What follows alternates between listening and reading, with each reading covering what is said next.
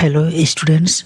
देखिए ये फरवरी का दूसरा सप्ताह चल रहा है और इस सप्ताह का करंट अफेयर्स बहुत इम्पोर्टेंट होने वाला है, ख़ास तौर से उन लोगों के लिए जो कि आगामी यूपीएससी के एग्ज़ाम देने वाले हैं और जो वन डे एग्ज़ाम देने वाले हैं उन लोगों के लिए यह करंट अफेयर्स बहुत ही इम्पोर्टेंट है। इस करंट अफेयर्स को आप लोगों को याद में रखना चाहिए और इससे परीक्षा में पूछने की संभावनाएं काफ़ी ज़्यादा हैं। तो चलिए हम लोग शुरू करते हैं।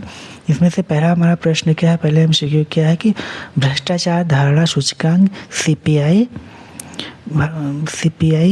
में इंडिया की रैंक क्या रही है। ठीक है, तो सबसे पहले हम ये देख लेते हैं कि ये जो सीपीआई है, ठीक है, सीपीआई ये होता क्या है और 2025 में इंडिया की इसमें क्या रैंक रही है। तो देखिए सीपीआई क्या होता है। तो सीपीआई मतलब करप्शन परसेप्शन इंडेक्स, एक ग्लोबल इंडेक्स है जो बताता है कि किसी देश में भ्रष्टाचार करप्शन कितना है, खासकर सरकारी सेक्टर में। तो इसका स्कोरिंग क्या होती है, यह 0 से 100 के बीच में स्कोर होता है। 0 मतलब बहुत ज़्यादा भ्रष्टाचार और 100 मतलब बिल्कुल साफ या कम भ्रष्टाचार। ठीक है, तो इसमें हर देश को स्कोर दिया जाता है, फिर उसी के आधार पर रैंकिंग बनाई जाती है। इसमें लगभग 180 देश हमें देखने को मिलते हैं। ठीक है, तो इसमें से एक और प्रश्न निकल के आया है कि जो सीपीआई में कंट्री है वो कितने देश को लिया गया है, तो वह 180 देश को लेके बनाया गया है।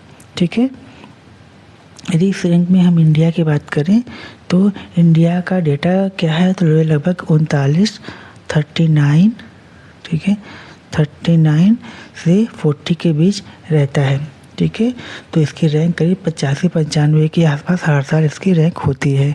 ठीक है, तो इसका क्या मतलब हुआ कि 85 और 95 के बीच यदि रैंक है तो वहाँ पे मध्यम स्तर का भ्रष्टाचार है। ठीक है, तो ये जो लिस्ट जारी हुआ था 2025 में सीपीआई का, इसमें कम भ्रष्टाचार वाले देश कौन से हैं, तो वो सबसे कम भ्रष्टाचार उसमें है, वो पहला देश है डेनमार्क, उसके बाद फिनलैंड और न्यूजीलैंड। ठीक है, ये 3 देश हैं। कौन कौन से, डेनमार्क, ठीक है, फिर फिनलैंड और न्यूजीलैंड। ठीक है, इन तीनों कंट्री क्या है जहाँ पे क्रम भ्रष्टाचार हमें देखने को मिला है। ठीक है, और उसके बाद जो सबसे अधिक भ्रष्टाचार वाले देश हैं उनमें कौन सा है, सोमालिया, यहाँ पे सबसे अधिक भ्रष्टाचार है। उसके बाद सीरिया,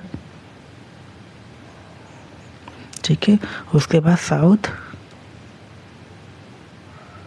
सूडान। ये 3 कंट्री हैं जहाँ पे सबसे अधिक करप्शन हमें इसमें देखने को मिला है।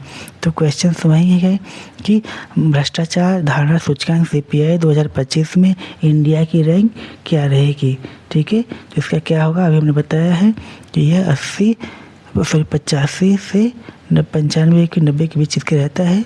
तो सही ऑप्शन क्या हो जाएगा, सी। इसका ऑप्शन क्या होगा, सी। ये बहुत ही इंपॉर्टेंट ऑप्शन है, तो इसको आप लोग याद रखिएगा। उसके बाद अगला क्वेश्चन है कि भ्रष्टाचार धारणा सूचकांक, ठीक है, भ्रष्टाचार धारणा सूचकांक सीपीआई किन संस्था द्वारा जारी किया जाता है। ठीक है, तो किसके द्वारा जारी किया जाता है, ट्रांसपेरेंसी इंटरनेशनल के द्वारा। तो इसका सही आंसर क्या है, सी।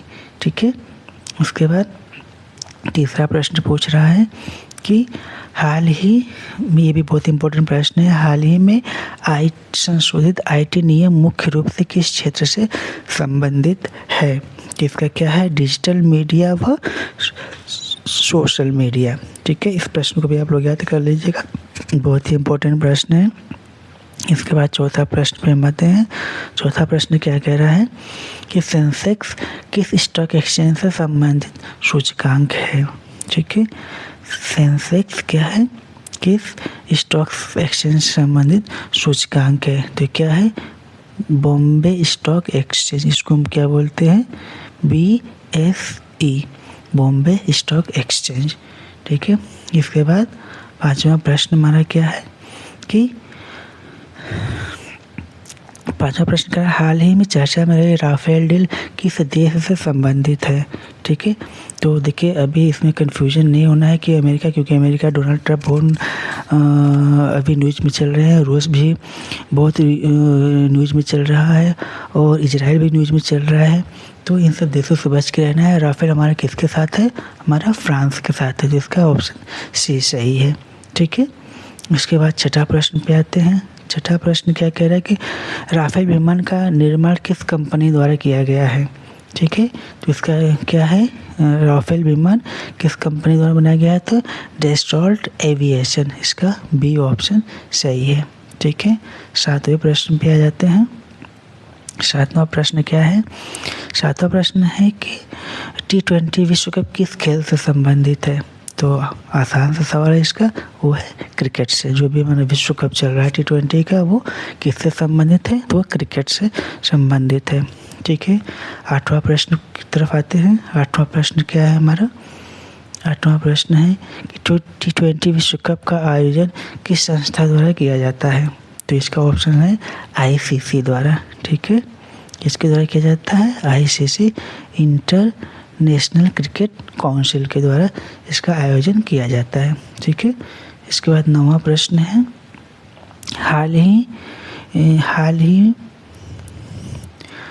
ही में शेयर बाजार में गिरावट के संदर्भ में कौन सा सूचकांक चर्चा में रहा है? Nifty bank, Dow Jones, Sensex या निक्केई।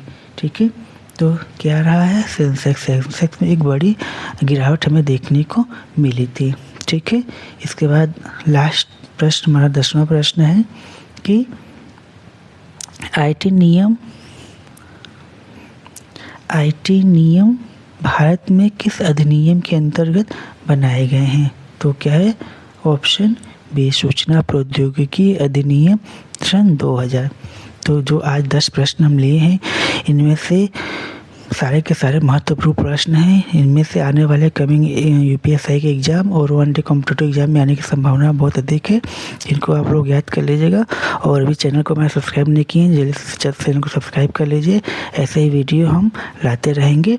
तो हम कोशिश करेंगे कि आपको UPSI जो भी एक महीने बाद इसका एग्ज़ाम होने वाला है, उसमें आपको मैक्सिमम करंट अफेयर्स हम टच करा सके। चलिए, थैंक यू।